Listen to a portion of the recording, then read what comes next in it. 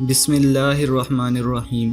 لاکھوں کروڑوں درود نبی کریم حضرت محمد مصطفیٰ صلی اللہ تعالی علیہ وآلہ وسلم اور ان کی آل پر۔ السلام علیکم معزز سامعین، سنو اسلامک چینل کی معجزات نبی صلی اللہ تعالی علیہ وآلہ وسلم سیریز میں خوش آمدید۔ بسم اللہ الرحمن الرحیم۔ آج کا موضوع سخن، کبھی نہ دودھ دینے والی بکری نے دودھ دے دیا۔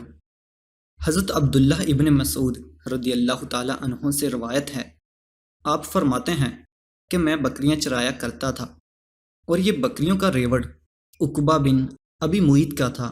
ایک مرتبہ رسول اللہ صلی اللہ علیہ وسلم میرے پاس سے گزرے تو آپ صلی اللہ علیہ وسلم نے پوچھا، اے لڑکے، کیا تیرے پاس دودھ ہے؟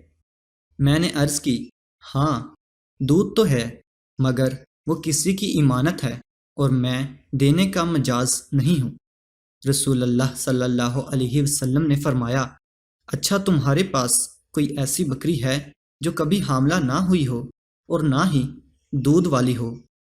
میں نے عرض کیا، ہاں ایسی بکری تو ہے۔ پھر میں نے وہ بکری پیش خدمت اقدس کر دی۔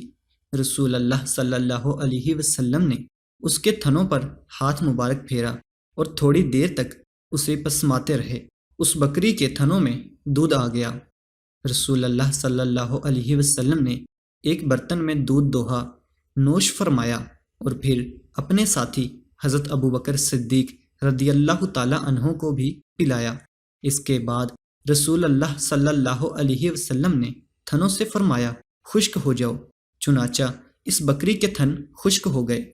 حضرت عبداللہ ابن مسعود رضی اللہ تعالی عنہ فرماتے ہیں کہ میں یہ دیکھ کر حیران رہ گیا۔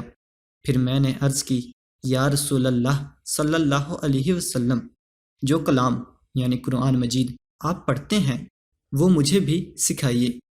رسول اللہ صلی اللہ علیہ وسلم نے میرے سر پر ہاتھ پھیرا اور فرمایا، ترجمہ، اللہ تجھ پر رحم فرمائے، تو پڑھا پڑھایا ہے۔